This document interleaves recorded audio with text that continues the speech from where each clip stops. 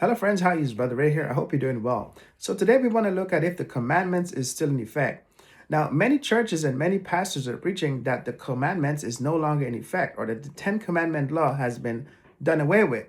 But if your pastor is telling you this, then maybe your pastor just needs to close his church, because why then should he have a church if there's no commandment and if there's no sin? Because the Bible tells us that the commandment shows us exactly what sin is. We can see this in 1 John 3 and 4. And this is what the verse says. Whosoever committed sin transgresseth also the law, for sin is the transgression of the law. What law is it talking about? It's talking about the 10 commandment law. Sin is only identified because of the 10 commandment law. So if the commandment is done away with, how can you identify exactly what sin is?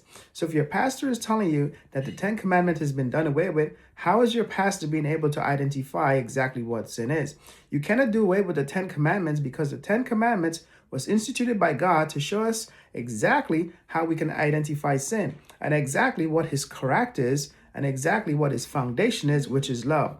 So my friends, the commandment has never been done away with because the Bible says, whosoever committed sin transgresseth the law. And it's talking about the 10 commandment law, which God has put it in existence from since the beginning of time and has passed down to Moses, and even told Moses in the fourth commandment to remember the Sabbath, so that people can also not just remember the Sabbath, but also remember all the other commandments as well. My friends, the commandments is still binding and true today. Obeying the commandments doesn't mean that you're being a legalist. It just means that you choose to love God and surrender to his will and his guidance for your life. So be encouraged. Know that the commandments is still in effect today. It's not been done away with. And until the next time, be blessed. And always remember that God is always good.